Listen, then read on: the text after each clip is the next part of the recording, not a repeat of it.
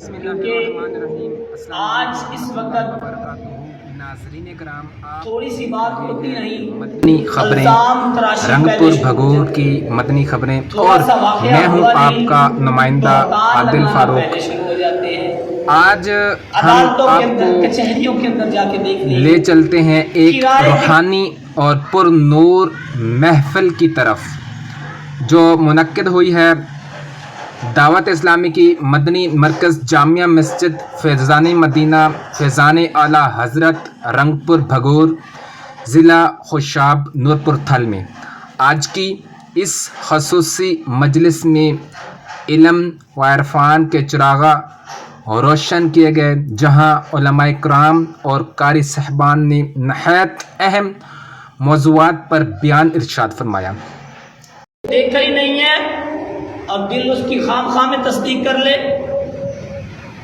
یہ جواز بنایا جاتا ہے کہ دل اس کی تصدیق کرتا ہے کہ یہ بندہ سچا ہے۔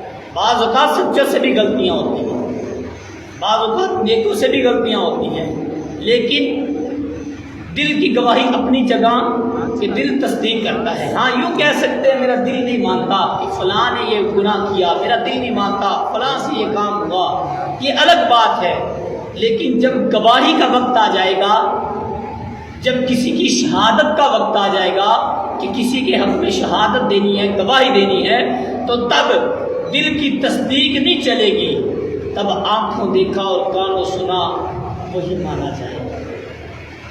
آج اس وقت سب سے پہلے قاری صاحبان نے الزام تراشی کے موضوعات پر روشنی ڈالی۔ انہوں نے فرمایا ہے آج کے دور میں ایک عام بیماری یہ ہے کہ لوگ بغیر تحقیق کے دوسروں پر الزام لگا دیتے ہیں، جس سے معاشرے میں نفرتیں بڑھتی ہیں۔ بیان میں یہ بھی کہا گیا کہ اسلام ہمیں حکم دیتا ہے کہ کسی کے بارے میں بات کرنے سے پہلے تحقیق کی جائے اور زبان کو قابو میں رکھا جائے۔ قاری صاحبان نے اس بات پر زور دیا کہ زبان کا غلط استعمال انسان کو دنیا و آخرت میں نقصان پہنچا سکتا ہے، اور یہ بھی بتایا گیا کہ معاشرے میں امن صاف اور اسی وقت اس کے بعد مدنی عشر کے حوالے سے خصوصی بیان ارشاد فرمایا گیا۔ بیان میں بتایا گیا کہ مدنی عشر دراصل ایک روحانی اور عملی تربیت کا ذریعہ ہے کہ فصل کی کٹائی میں کتنا حصہ دینا ہے، جو کہ واجب ہے، ضروری ہے۔ جس طرح سونے اور بیان میں فرمایا گیا کہ مدنی عشر صرف ایک رسم نہیں ہے بلکہ ایک عبادت اور ذمہ داری ہے۔ جب فصل تیار ہوتی ہے، خاص طور پر گندم، تو اس میں اللہ تعالیٰ کے حکم کے مطابق ایک مخصوص حصہ نکال کر مستحقین، غریبوں اور ضرورت مندوں تک پہنچایا جاتا ہے۔ یہ عمل نہ صرف مال کو پاک کرتا ہے بلکہ انسان کے رزق میں برکت کا سبب بھی بنتا ہے۔ قاری صاحب نے یہ بھی ارشاد فرمایا مدنی عشر دینے سے معاشرے میں غربت کم ہوتی ہے، ضرورت مندوں کی مدد ہوتی ہے، رزق میں برکت آتی ہے اور انسان اللہ تعالیٰ کی رحمت کے قریب ہوتا ہے۔ ابھی آپ قاری صاحب کا بیان سماعت کر سکتے ہیں۔ زکوٰۃ کے اندر، اموال زکوٰۃ کے اندر فیصد ہے اور یہاں پہ حصہ ہے۔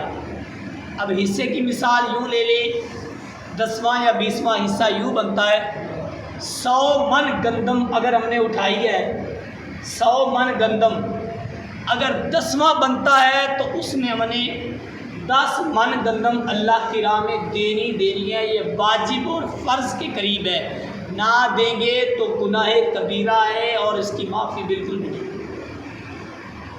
یا کوئی اور فصل ہے تو اس کا یوں ہی حساب لگائیں، گوارا اٹھاتے ہیں تو 100 بوری اٹھاتے ہیں تو 10 بوری اللہ کی راہ میں دینی۔ اسی طرح چنے ہیں تو 100 بوری اٹھاتے ہیں تو اسی طرح 10۔ پیسے کی مثال یوں لے لیں کہ 1,00,000 روپے کی اوسط اٹھائی